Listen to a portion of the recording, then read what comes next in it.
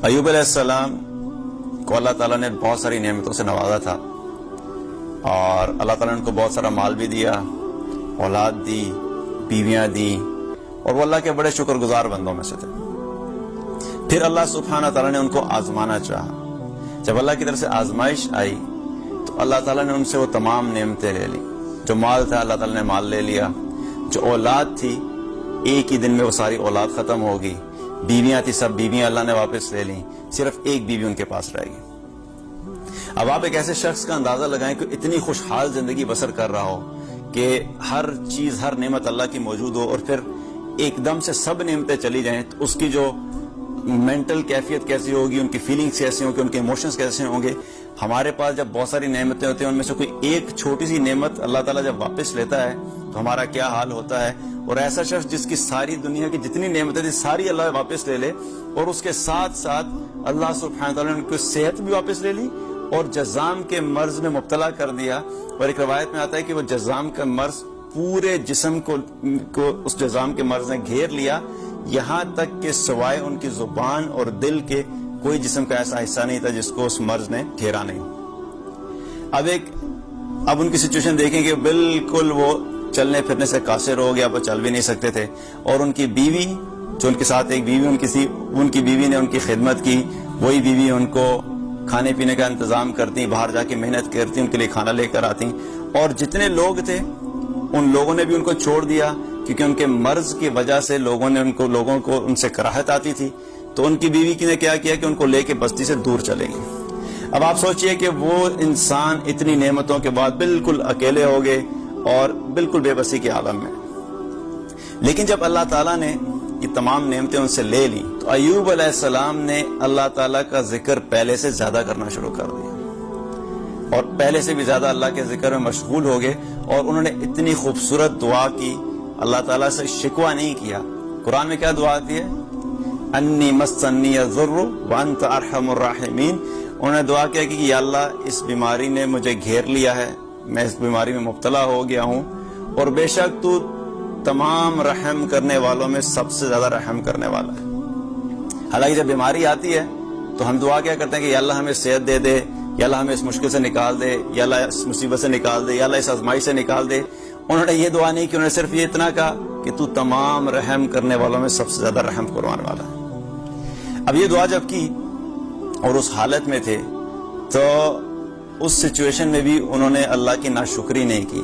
और एक और जगह क्या फरमाया कि ऐ तमाम पालने वालों के पालने वाले, तेरे मुझ पर बहुत ज्यादा एहसानात हैं। तूने मुझे माल दिया, औलाद दी, मैं उनमें मशगूल हो गया, फिर तूने मुझसे वो सब कुछ ले लिया और मेरे दिल को तमाम फिक्रों से आजाद कर दिया। अब मेरे दिल और तेरे दरमियान कोई भी चीज हाइल नहीं है, और तेरी इस मेहरबानी का अगर मेरे दुश्मन इबलीस को इल्म हो जाए तो वो मुझसे बहुत ज्यादा हसद करे।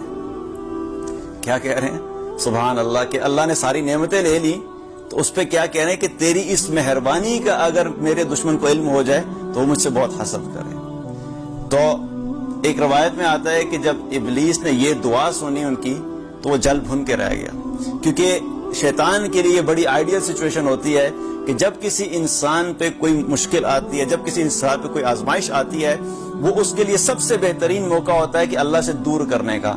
वो इंसान को वसवसों में डाल देता है कि देखो तुम जिस रब की इबादत करते थे, तुम तो बड़ी नमाजें पढ़ा करते थे, तुम तो हर जगह पे उस रब के बारे में लोगों को बोला करते थे और तुम उसकी अताअत किया करते थे, इतने तुम अल्लाह अल्लाह करने वाले थे, और तुम्हारे साथ ये हो गया।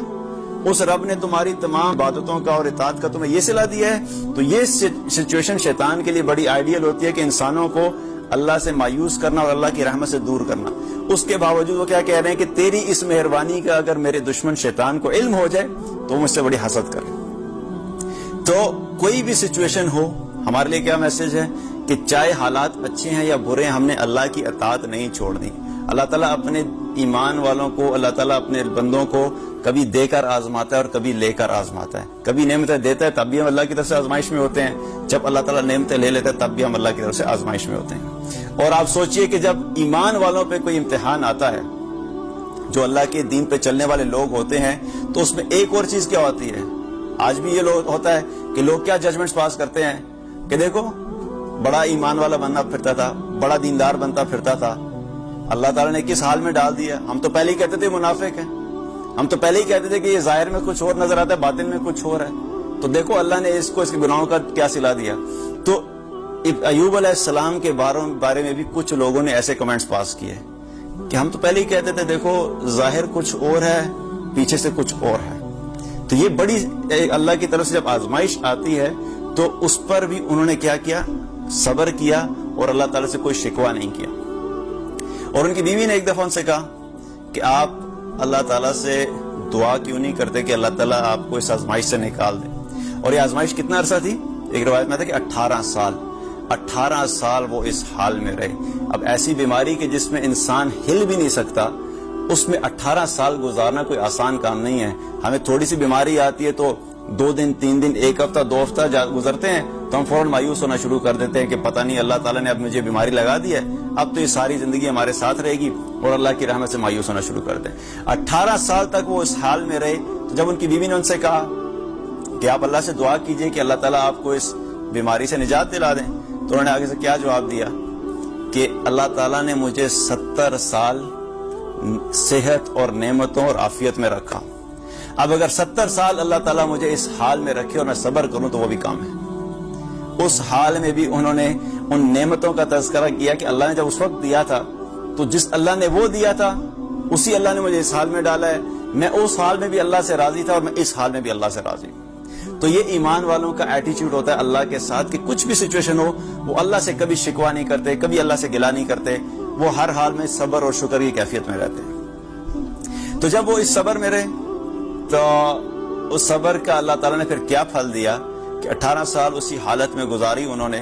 پھر ایک وقت آیا کہ اللہ تعالیٰ نے ان پہ سے آزمائش کو دور کر دیا. اللہ تعالیٰ نے ان کی دعا کو قبول کیا. انی مسنی الضر وانت ارحم الراحمین, جب یہ دعا کی تو اللہ تعالیٰ نے ان کی دعا کو قبول کیا. پھر اللہ تعالیٰ نے ان کو صحت دی, اور نہ صرف دی بلکہ اللہ تعالیٰ نے ان کے ساتھ کیا معاملہ کیا, وآتیناہ اہلہ ومثلہم, اللہ سبحانہ و تعالیٰ نے ان کو پہلے سے بھی زیادہ اولاد اور مال و متاع اس سے بھی زیادہ دے دیا. اہل و عیال دے دیے.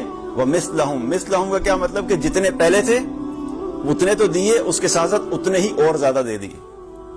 اور ایک روایت میں آتا ہے کہ اللہ تعالیٰ نے ایوب علیہ السلام سے پوچھا کہ ایوب, جو آپ کی پہلے اولاد تھی جو میں نے آپ سے لے لی تھی وہ اس وقت جنت میں ہے, آپ کو وہی اولاد چاہیے یا اس کی طرح کی اور اولاد دے دوں؟ تو ایوب علیہ السلام نے کہا کہ نہیں یا اللہ, ان کو آپ جنت میں رہنے دیجئے, مجھے آپ اس کی طرح کی اور اولاد دے دیجئے. تو یہ بھی ایک روایت میں آتا ہے. تو ہمارے لیے کیا میسج ہے کہ ہم نے ہر حال میں صبر کرنا ہے. جب بھی اللہ کی طرف سے کوئی آزمائش آئے, جب بھی اللہ کی طرف سے کوئی تکلیف آئے, جب بھی اللہ کی طرف سے کوئی مشکلات آئیں, تو ہم نے یہ سوچ لینا ہے کہ ایمان والوں کے جو پہلے گزر چکے ہیں وہ ایمان والے کن کن حالات سے گزرے ہیں. کیونکہ صبر جب ہم کریں گے تو اس صبر کے نتیجے میں اللہ تعالیٰ ہمیں دنیا میں بھی عطا فرمائے گا اور آخرت میں بھی عطا فرمائے گا. اور آخرت کا اجر تو لازمی ہے. اگر دنیا میں چلیں ہم کہتے ہیں کہ کسی سچویشن میں ہمیں نہیں ملا, تو آخرت کا اجر لازمی ہے. انما یوفی الصابرون اجرہم بغیر حساب. اللہ تعالیٰ نے قرآن میں کیا فرمایا کہ صبر کرنے والوں کو اللہ تعالیٰ بے حساب دیتا ہے, دنیا میں بھی دیتا ہے اور آخرت میں بھی دیتا ہے. اور ان اللہ مع الصابرین, اور صبر کرنے والوں کے ساتھ اللہ ہے. تو اللہ جس کے ساتھ ہے اس سے بڑی اور کوئی نعمت نہیں ہے. ساری دنیا بھی ہم سے اگر الگ ہو جائے, لیکن اگر اللہ ہمارے ساتھ ہے تو ہم دنیا میں بھی کامیاب اور ہم آخرت میں بھی کامیاب. لیکن اگر ہم مشکلات میں اللہ کے ساتھ شکوہ کرنا شروع کر دیں, اللہ کے سامنے یہ کہنا شروع کر دیں کہ میرے ساتھ ہی کیوں ہوتا ہے, اللہ کو میں ہی ملا ہوں یہ سب کرنے کے لیے, میرے دوست تو بڑے اچھی حالت میں رہتے ہیں لیکن میرے ساتھ یہ کیوں پرابلم ہوتا ہے, دیکھیں فلاں کو تو اتنی اچھی گاڑی مل گئی, میں تو ابھی تک پیدل چل رہا ہوں, فلاں کی جاب اتنی اچھی ہوگی تو میں تو ابھی تک رگڑا کھا رہا ہوں, میری زندگی کا تو کوئی بھی سمجھ نہیں آتی کہ میں ہر مشکل میں پھنسا ہوں. کبھی بھی اللہ سے ہم نے شکایت نہیں کرنی. جس حال میں ہیں اس حال میں ہم نے شکر بھی کر رہے ہیں اور صبر بھی کرنا ہے. جب ہم یہ اپنا ایٹیٹیوڈ رکھیں گے تو اللہ تعالیٰ ہم سے دنیا میں بھی راضی ہو جائے گا, دنیا میں بھی سکون والی زندگی عطا فرمائے گا, اور آخرت میں بھی اپنی رضا کا معاملہ فرمائے گا.